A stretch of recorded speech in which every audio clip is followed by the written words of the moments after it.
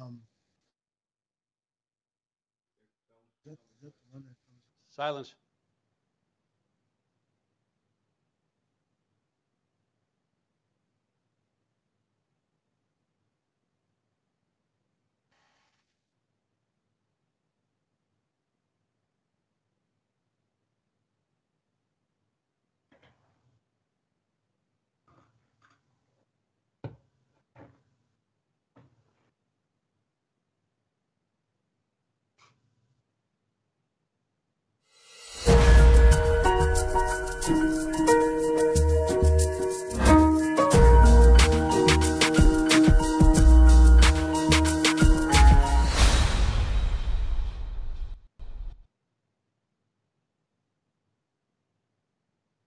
Interesting case. We're going to go far back in history to 1983. Almost to this day in October, a young man by the name of Kevin Thatcher was killed while in police custody, or at least died in police custody. And pursuing that case since then has been an attorney by the name of Stu Pepper. He brought a lawsuit against the police department, and now he wants the case to be investigated by either the police or the FBI. He's been fighting for that for almost 30 years, and he still hasn't given up the fight. Also joining us tonight is Keith Wells, an experienced New York City Police Department homicide detective. He's going to weigh in on the evidence and tell us what he thinks about the case and the evidence and where he thinks this should go. Before we get started with the details, Stu, give us a very brief overview of the case and how you got involved and what you did with it. Okay, thank you very much, Mike, for having me on the show, and thank my friends for tuning in, and continue tuning into Mike's show in the future. It's a great show. Thank you. Okay, I was a lawyer in Des Moines, Iowa in 1983 when this case began. My firm basically did a lot of police brutality cases, from homicides to beating people up in jail and kicking them at the arrest site, things like that. And so we knew a little bit about police, I would say, cover-ups, or how they tried to get out of liability for what they did. So when Mr. and Mrs. Thacker came to my office in January of 1984, and they said, Mr. Pepper, our son was killed in police custody, but their story doesn't make any sense. And at that time, I was very open-minded when people came to me with the idea of what actually happened. So we began talking about the facts, and they said, well, police is saying he fell off the roof of the police station building and died 6 days later. And I asked him, well, were there any injuries to your son? He said, that's just it. There were no injuries. So I said, Mr. Thacker, do you happen to have the autopsy report of your son? It's very unusual for a client to bring with them at a meeting, relevant papers, but he happened to have it in his pocket. And I eagerly looked at it, 2 or 3 minutes, and I said, looked up after I read that and said, Thacker, Hey, Keith, I'm going to have to interrupt you for a second because your mic is bad and you're cutting it in and out. Oh, and it okay. could just be it could be your internet connection. So let me just kind of back up here. So the young man was taken into police custody, and he died in police custody. They stated that he, in an attempt to escape, he jumped off one roof, landed on another roof, and fell to a ground a few stories down. Is that basically correct? For those who missed that. That's right. Okay, and Yeah. you have bits of evidence to prove, or at least in your side, to prove that that couldn't have happened, correct? Absolutely. Absolutely. That was the purpose of my case, was to uncover the cover-up that the police concocted almost immediately that evening to clear Kendall Eldred, who we believe is the murderer of this young man, from any liability. Okay, hold on to that thought. We're going to get there. But a lot has to do with the fact that he escaped, and you think there's sufficient evidence to show that he did not run and do what they said he did, and the accident could not have occurred as they presented. Am I correct? Absolutely. And you had a lawsuit, you had a lawsuit against them, right? Yes, we did, and we actually tried the case in Marshall County District Court in front of a jury of local Marshalltown people who found that the policeman murdered the kid in the alley, that their story of this amazing escape attempt was completely false. Okay, then so the trial. Go ahead. I'm sorry. Go ahead. Okay, so the jury believed our version of what happened. And the trial judge, who was the former city attorney, Marshall, Marshalltown, also found in our favor that the kid was never on the roof, never fell from the roof. Okay, hold on to that thought again. We're going to get to all that. But you did win your lawsuit, right? So we did in front of the jury for For wrongful death. for at wrongful that time. death. Wrongful death, right? And You just hear me better now? a little bit better. It cuts in and out, and that's why I'm interrupting you. Just Yeah, I'm getting stuck into the mic. yeah, and sometimes the internet connection varies. But just for the record, so this is sort of like an OJ case in that you won a civil suit which has a lower level of proof required than for criminal trial, right? That's exactly right. Okay. Exactly. Well, we're going to show now, and then Keith, I'm going to want you to weigh in on this. We're going to show now the booking video of when Thatcher was brought in prior to this escape as claimed. So let's watch this video of him during the booking. Okay, let's roll it next.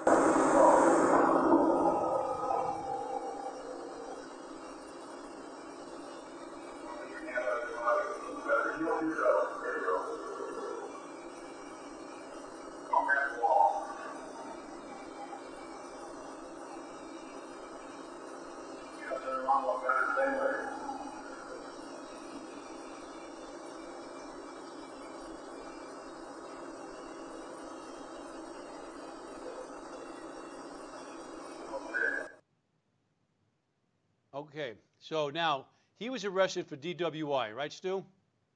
That's correct. Yes. All right. So Keith, someone's arrested for DWI. A young man walks in. He gets a sobriety test. What do they try to do? Well, generally they try to look sober, but what I found fairly interesting about this video is he really is concentrating on his feet, because I'm sure the officer told him put one foot in front of another. So if you look at that video, it looks like Thatcher was looking down, which could also make him look a little drunker than he was. There's no doubt in my mind that he's drunk. I mean, there's not a question. But his balance could have been like thrown off a little because he was so concentrated on one foot in front of the other. But it looks as if he was definitely intoxicated. Right, and sometimes when we try too hard in something, that makes matters even worse. But Stu, what was his blood alcohol content when tested by the police? 0.2, which is extremely, very, very high. In fact, in Florida, that would be enhanced penalties if it was that high.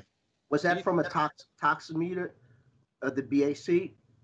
I believe it was blood because it was analyzed after he was found in the alley. So they never had a reading at the actual DWI test point? No, because within an hour of his being in custody, he was killed in the alley trying to escape from the policeman. Now, wait, Keith, you make a great point there. I'm thinking when I was a police officer, when we arrested someone, we brought them in, one of the first things we did is administer the blood alcohol content for the audience. Someone was asking what's a BAC. The blood alcohol content, that's one of the first things we did because we know the time variation will change the reading. So do you find that a little strange that they didn't do that right away? I find that very, but I don't, like, once again, I don't know where, what the assets were, and also 1980. And hold on, we froze there for a second. Yeah, you're back. Oh, 1983 is before my time, so I don't know what was available to the police, to the departments, if they had the toximeter, that they could do the breath alcohol, levels right away.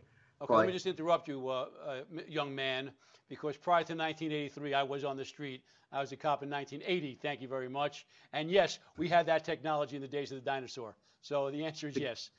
Thank you. So I mean, I that's kind of strange to me that it wasn't, the BAC wasn't done right there. Right. All right. So we have that. Stu, go ahead. Well, the policeman who, in our opinion, killed this kid didn't have time to do the readout until after he came back into the booking room. That's when it was determined. I'm not sure exactly how that came down, the blood alcohol, but there was an official report of his BAC of 0.2. Okay, so so now we come to this. Stu, questions are coming in already. We made the comment about the escape. They asked, how could a guy that drunk escape? So my first question to you, Stu, and then I'll follow up with a question to Keith. Briefly, Stu, how did he escape? Okay, you just saw the video. when, if you continue with the video, you would hear the officer telling him that if this is your second arrest for DUI, your license will be suspended for a year. At that moment, he goes to the policeman, I have to go to the bathroom. And the cop says, you have to go to the bathroom? Yes. Okay. He leaves the videotape going. We hear footsteps, two sets of footsteps going down the hall. Then we hear the crash bar of the door at the end of the hallway, which leads to the alley, open and close twice. And that is when he ran.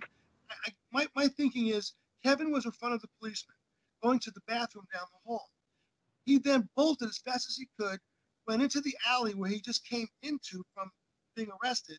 And the policeman, of course, being behind him some distance, ran after him and followed him in the alley. And that's when, Okay, let's hold up on that. Yeah. But what is the police rendition of how he escaped? He was going to the bathroom. Did they escort him to the bathroom? Well, Kendall Eldred, who's the murderer here, in my opinion, said that Kevin, instead of going to the bathroom, found a door in the hallway that led upstairs 3 flights to the roof of the police station building. Okay, Keith, hold on a second. Hold on. Did they escort him to the bathroom, or did they let him walk there by himself? Well, according to his testimony, his testimony was he followed him and lost sight of him when he ran into the hallway. It was preposterous from the. Okay, hold that thought. Hold that thought, Keith. Yeah. I need you to weigh in on that. And again, just for your sake and the audience, Keith is dealing only with the evidence that we're presenting here tonight. Yeah, again, there's always another side, and it's always a little slanted when you're dealing with one side. But Keith's giving us his opinion just based on what's presented here. So, Keith, based on that information, what strikes you? Well, 2 things. One is, when you have a prisoner, was he handcuffed? Wasn't he handcuffed? And when you take someone to the bathroom, you take them to the bathroom. So you're escorting them. So I don't know how far he could have been in front of him. But also, the one thing is clearly he has a motive to escape.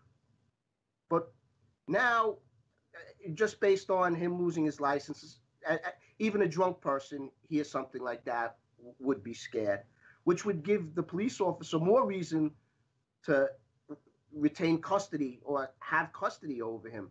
Now, going up to the roof, listen, the cop could have been distracted or whatever it is. Obviously, there's a problem here that this man Thatcher was allowed to even get any distance away from him, be him going up or be him going out a door and being in the alley. Another thing that really, what is the motive to kill Mr. Thatcher? That's another, I don't know if I'm going ahead of myself right now, but what's the motive to kill him when you could catch him in the alley? Right, and we're going to get to that. But let's hold on to that, Stu. We are going to get to that. But Keith, I think you keyed on some important points here. From the very beginning, we've talked about, bringing him in, how we conducted this test, that they didn't conduct the breath alcohol right away. We have an extremely intoxicated individual. 0.20 is halfway to being dead, in terms of a BAC. And you're going to take someone to the bathroom that intoxicated without holding him, without handcuffing him, and letting him step in front of you, and then a concept that he was able to outrun you for any considerable amount of time. If nothing else, we're seeing a series of fairly poor police work, are we not? Based on what I've been told, absolutely. I mean, I don't even think that's Monday morning quarterbacking. I just think that now you have a series of actions that might have caused some reaction. Okay, right. So, Max, let's show the first image we had there that Stu presented as evidence for the audience and Keith to take a look at. Okay. So we see there, Stu, you can see the evidence, right? You see the screen? Yes, I do. Yes. Keith, you see it as well? Yes. Okay, Stu, why don't you explain to us what we're looking at there? Okay, the top photograph, these photographs were taken by Darrell Templeton, the main officer who made this whole cover-up. Anyway, these are his photographs from that evening. The first picture on the top shows the hallway I'm talking about. The door to the left is the door that leads to the alley. That's the door that Kevin came into originally. He knew that door led to the alley. So the bathroom door is further down in this picture, which is not shown. So obviously Kevin ran down the hallway, pushed open the door, ran into the alley. As you hear it on the video, if you continue the video, you would would hear two crashes of the crash bar, meaning Kevin went first, Kendall Eldred followed him second, and they're now both in the alley. And then the rest is history. You believe? Wait, hold on. You believe they went into the alley, right, Stu? Oh yeah, of course. That's the only way it happened. But they're claiming he did what? They're claiming he went up the staircase, right? Yes. Kendall Eldridge is saying he lost, for some reason, he's saying he lost sight of Kevin, and Kevin found miraculously some doorway that led to the stairway in the interior of the police station building, 3 flights up to the roof, which they're saying he found the roof door, went on the roof, and we'll get to that later. But this picture in the bottom shows the stairway that Kevin would have had to have run up within 2 minutes to 3 flights, as drunk as he was, in the darkness. This picture was... Okay, let me stop you there, because I think Keith had a question. Keith, go ahead, buddy. I see you had a question. I just, that exit door that you said that you heard 2 people going through the door? The door? Yes. On the video that Mike was showing earlier of the kid's sobriety test, right. If you continue, that's about 6 minutes long. If you continue, you'll hear footsteps running down the hall, 2 sets of footsteps, and you'll hear 2 crashes of the crash bar within like seconds of each other. Oh, let me point something out for Keith also. Keith, something that didn't come out is that also they left the videotape running while Thatcher went to the bathroom, but once they discovered that he was supposedly was escaping, they came back in and turned that tape off. Oh, I mean, that could be, I guess the video for him being drunk is of no value for him being drunk anymore. So maybe they shut that off for whatever the reason is. But those crash doors, was it a heavy door that closed again? Because for them to hit that door 2 separate times shows a time lapse there. Yeah, that's true. That's right. It's not, well, you can see it's a metal door. You can see it right there in the picture. And, it closes upon being pushed open. And, yeah, like any door like that. And also the thing is, I mean, I don't know if I'm once again getting a little bit ahead of myself. That's okay. But sometimes, as opposed to him, I mean, I understand your theory, but sometimes, and I've had this not personally happen to me, someone tried to escape, but I've heard of stories where guys, when they go to escape, they actually go to hide first. And then they try to hide. Now, given the mitigating circumstances of him being so drunk, did he have the mental state to actually figure out, maybe I'll go hide, maybe I'll not? I mean, I understand hitting the exit's probably the fastest way to get out of whatever he's in. So, well, is that where he came in from, Stu? Where he exited? Was that how he was brought in? That's right. Behind that door is the alley that they found his body in. The police would park their car just down a little bit down the alley and transport their prisoners from that parking lot.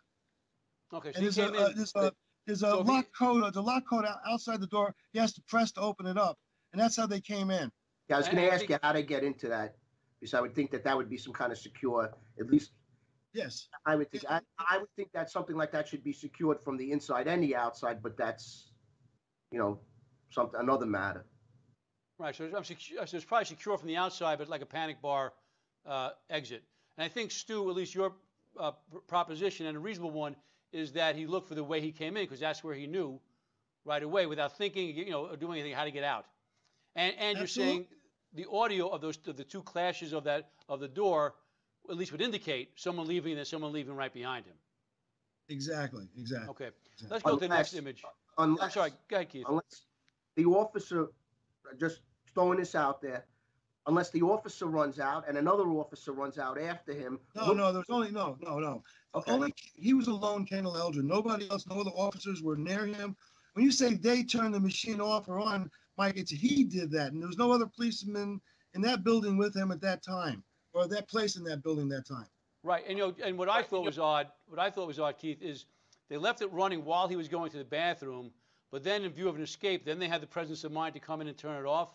I'd be a little more panicky. No, I certainly agree with you, because obviously I'm looking at it from some guy who comes from a 32,000 man department.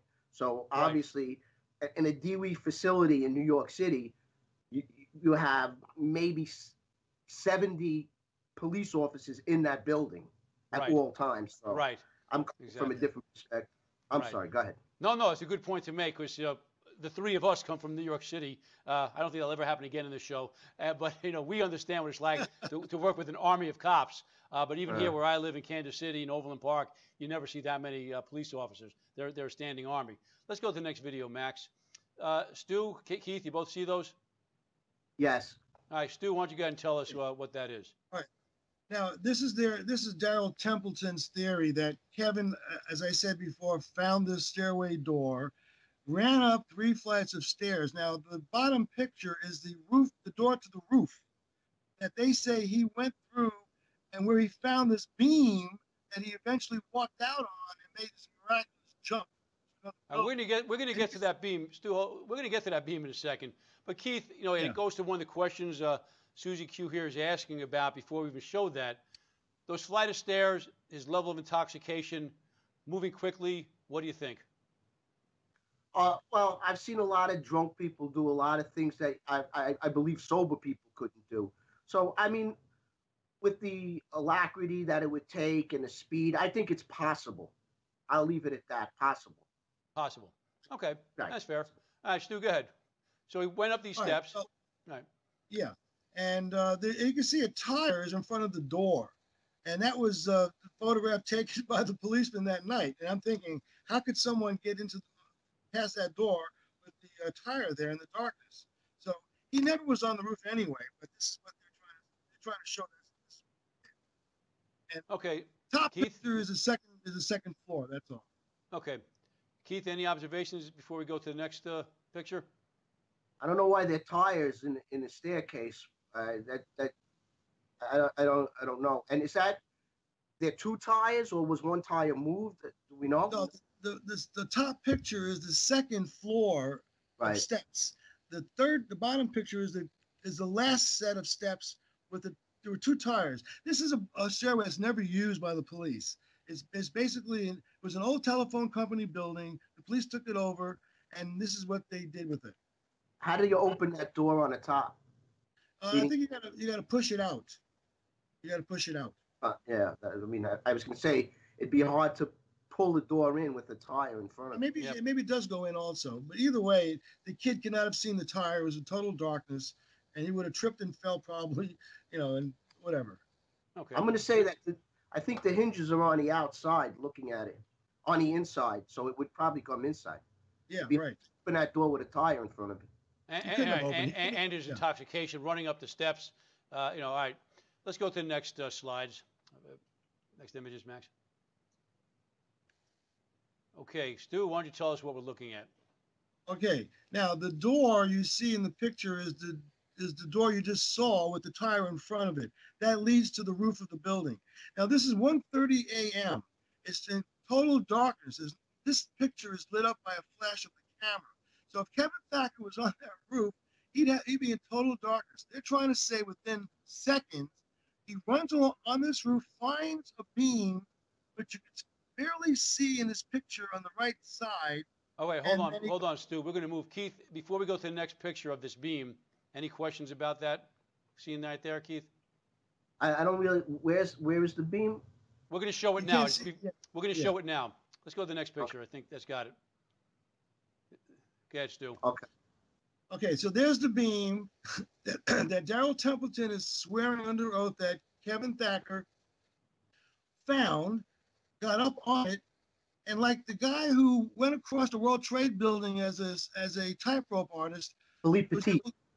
Yeah, exactly. So Kevin Thatcher was able, heel to toe now, 35 feet above the ground in total darkness, walk on this beam to the end of it, and then do a broad jump, a world record broad jump to the next building across the alley. And Stu, there's a lip, right, on the end of that beam? Oh, yes. Right, you can see it in this picture. At the end of the beam is a 6-inch metal lip that one would have to jump over in order to get over the lip to get to another place. And if Kevin Thatcher or any human was ever on that beam, they would have tripped over the end of that beam because the lip was there, because they couldn't see it. It was in total darkness. All right, Keith, your thoughts? The beam is 6 feet long, by the way. What is that for, that beam, anyway? Okay, like I said before, this used to be the telephone company building. And that beam was used like they do in Amsterdam and some cities to hoist up heavy equipment by using beams like that. So that's the purpose of the beam. I just have who this story that was told by the police. Obviously, there's not an eyewitness. This is just this is what they're assuming happened. Right. This is one man, Darrell Templeton. Right. His nickname was Rock, and he was the detective in charge that evening. And he was an amazing man. And he can come up with this cover up as quickly as he did. He testified at trial that he wasn't testifying as an expert, but as a lay person, simply as a person off the street who made certain observations. But he didn't. He never. He said that he was behind him and he saw him run. Is that? No. That's Kendall Eldred. Darrell Templeton is his colleague. He's the one who made up the cover up, the whole story. Rock Templeton. He did the photographs. He did everything. He made the story up, and Kendall Eldred went along with it. Keith, if I may, I think the question: did any of the two officers involved, or any officer, claim to have seen him running across or walking across a roof and making the jump, or were they proposing this as a supposition? A supposition. Okay. Okay. Based upon, in my opinion, fraudulent. This Darrell Templeton made up evidence. He completely fabricated facts that didn't exist to show that Kevin Thatcher did all these things. And the jury didn't believe a word he said. Believe me, this guy was out there. But I mean, you could easily, it would be much easier to assume that he just fell off the roof as opposed to went on a beam to jump across. I mean, that's just, I don't understand the supposition is that he jumped across a beam. I mean, how would you, unless there was some sort of witness that saw something. Let me explain, Keith. After Kendall Eldred popped Kevin Thatcher in the head in the alley, Kevin went down like a sack of potatoes. Kendall Eldred quickly dragged his body by his feet under the beam. Therefore, his clothing, Kevin Thacker's clothing, had tar mark streaks on his pants, on his shirt, and on his belt. So in order for Darrell Templeton to put Kevin Thatcher not in the alley, but on the other roof, he had to have him, because the other roof had tar on it also. So his story was that Kevin Thatcher got the tar on his clothing, not from the alley, but from the roof across the alley, 12 feet away. And then after reaching that roof, he falls backwards to the alley, 25 feet on his back without any injury. Let's go to the next. Max, can we show the next slides there? There's some that show the position. These aren't extremely telling, Keith, because of the pictures. That one is, I'm looking at, that's just still the plank, right, Stu? Right. That's still the beam. It shows the lip at the end of the beam. This shows the distance above the ground. And this is what they're saying Kevin Thatcher did in the total darkness, as drunk as he was, walking heel to toe on the end of the beam, and made a broad jump. The top photograph, you can see the other building to the left, made a broad jump from the end of that beam to that roof successfully, and then fell off that roof by he tripped and fell to the alley where they found him, supposedly in his condition. Right. What you can't see, Keith, is the building to the left has, I think, Stu, correct me if I'm wrong, like a 45-degree pitched roof. Yeah, right? It's a curved roof. It's right. Asphalt also. Right. So what the police are claiming is he made that jump from that beam, hit that roof like, face first, had nowhere to go, and then fell backwards down to the alley. Am I right, Stu? That's right. And you'll see some other. Well, go ahead, Mike. All right, go to the next. Again, and the questions coming in from Wannabe Me also was asking, could someone that drunk have done that? And I think that's the question. So, Stu, this is a demonstration. What do you have here? I'm sorry, Keith. Go ahead. We're kind of using drunkenness as a sword and a shield here. We're saying a drunken man couldn't do this, but then would a drunken man have done it? And would a drunken man have done it? Someone who's intoxicated doesn't have the best judgment. So I'm just saying, just for argument purposes here, might think they could go clear a distance of that we see right now sober is an impossible jump. But if he was drunk, he might think he could make it. That, I'm just saying, if you're saying he's so drunk, you're saying he's drunk, he's too drunk to go and walk the plank. And I believe, I don't really go for the whole story. I'm with you, Stu. But I'm just saying that if you think he's too drunk to do certain things. You can't really say, hey, we're sober. Look at this jump. There's no way he would try to do that. It doesn't make sense. Okay, but now Stu, but Stu, being the good attorney that he is, didn't leave it just at that. Stu, tell him the study that you commissioned, I believe, whoever was the FBI, about the broad jump and the swimmers. Right. Okay. So after we got the verdict for wrongful death and the jury and the judge believed the cop killed the kid and their story of him falling off the roof is ridiculous, we went to the Attorney General, U.S. Attorney General in Des Moines to have the FBI do a civil rights violation investigation for murder. And so they took it under advisement, basically. So it turns out that they went to the Iowa swim team in Iowa City to see if the swimmers could broad jump 12 feet at the end of the pool. Not one came close. The furthest they went was 8 feet. So the FBI then had to concoct another story how Kevin Thacker got across the alley. This time they made it a running broad jump, not a standing one. And then again, the question would be, he'd have to have had the momentum, the speed, the momentum, and been very centered to be able to run that direct path across the roof onto that beam, jumping over that 6-inch ledge and going 12 feet. And the question is, could someone at 0.20 do that? Keith, any opinion on that? No, I don't think he could do it, but I don't know if he thinks he could do it. But would he have made it, even if he thought he did, would he have made it that far to the roof to have been knocked down? Or would, as you and I tend to think, he would have just fallen straight down off that roof or off that ledge?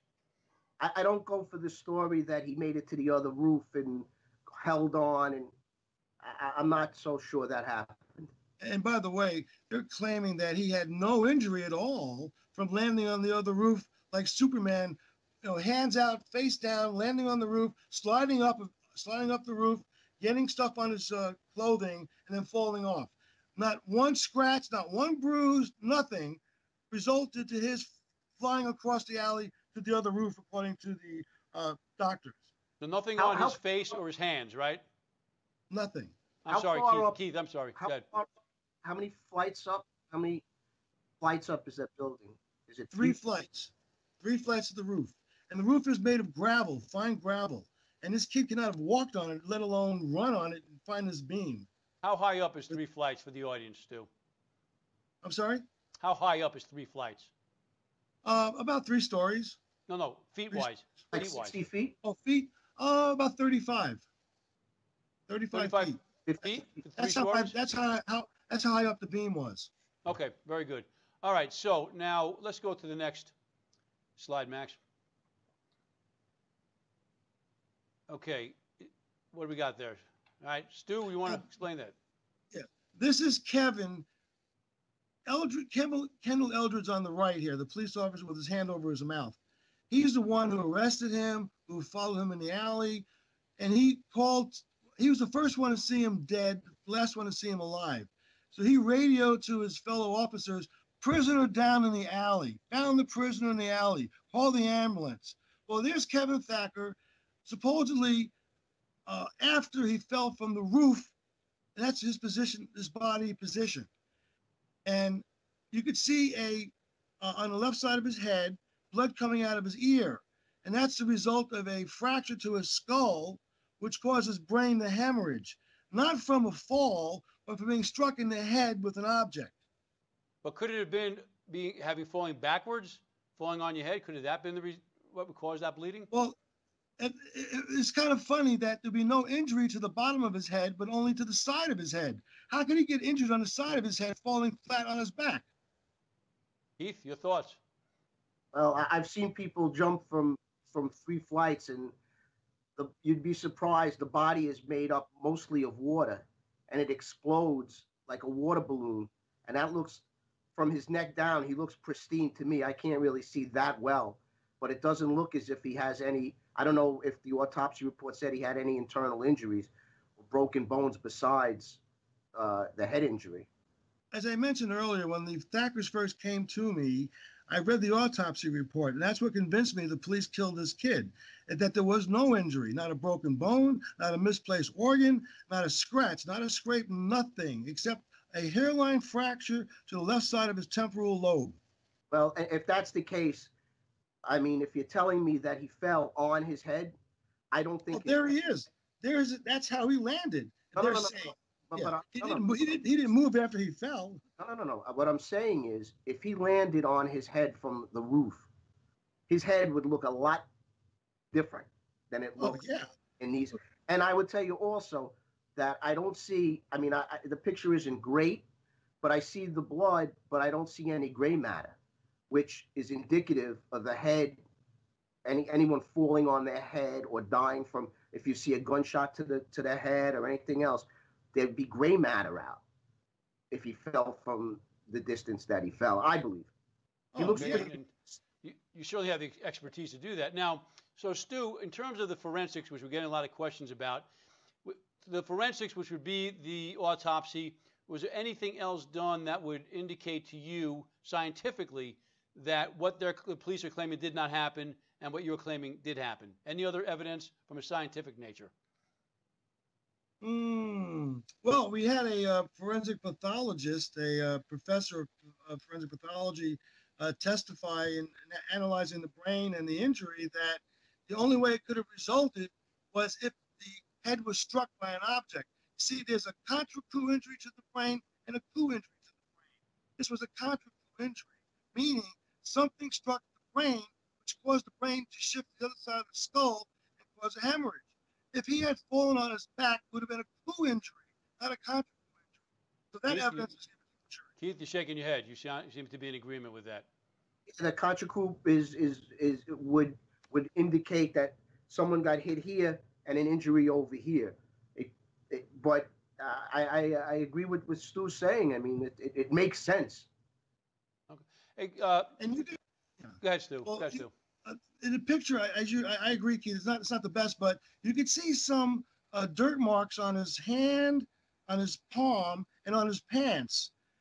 And this is where Templeton had to figure out how do we see the whole cover-up was did not have Kendall Eldred in the alley with Kevin Thatcher.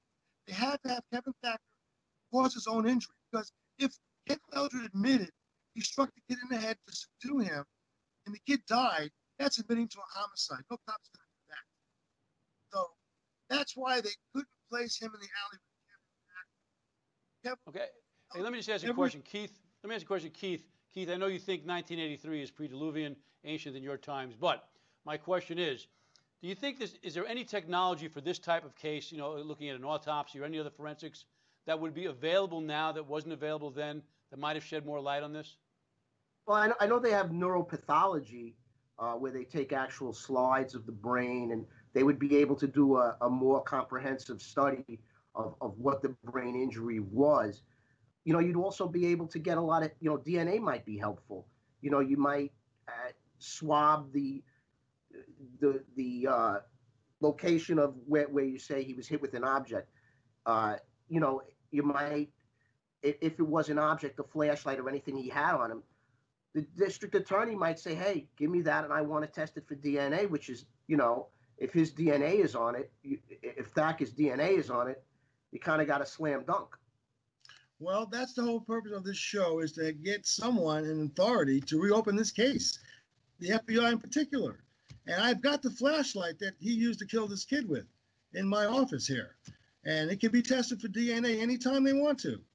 I begged the FBI years ago to reopen this case, and deaf ears. But thanks to Mike, we're here tonight trying to get that done. Right, now you have the flashlight in your custody that you think...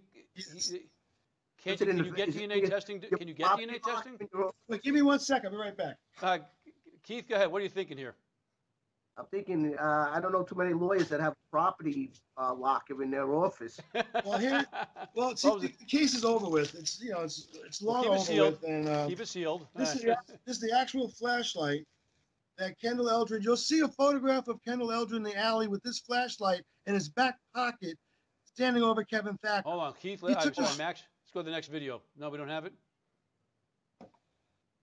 I'm sure we probably didn't download that one. There was a lot of videos there, but anyway, go ahead, Keith. No, I was listening to Stu. Let me explain this picture here now. So, in order to place Kevin Thatcher on that roof, Templeton before this photograph was taken, took Kevin Thacker's clothing, his cigarette pack of Cools in his shirt pocket, and his cigarette lighter, and took him into the booking room. And then later on, he called the fire department to get a hook and ladder, which you see there on the right-hand side of the picture. That's a ladder from the fire department. Templeton then climbs up that ladder, places a cigarette and the lighter on the roof. You can see it, the white object in the middle of the picture, and the other object above it is the lighter and the cigarette. He places those up there, takes some photographs of it to say that when Kevin fell or landed on that roof, this fell out of his shirt pocket. And this is what his proof was, that Kevin was on the roof. Well, I got a problem with that. Who lets a prisoner walk around with cigarettes and a lighter? Well, right, so we're talking about either very poor police work this whole way, or they rather just say we were lousy cops than explain how this young man died. And if you see the actual the cigarette pack that he used, there's no crushing on it. There's nothing. If this was in his shirt pocket and the cigarette popped out, he would have slid over it. That cigarette is completely intact. It's not, disturbed in any way. It's not disturbed. Yeah, disturbed in any way. And of course, Templeton had to put them perpendicular to the roof, because if you put them parallel, it'd roll down. So he planted them very nicely, and this is supposed proof that Kevin Thacker was on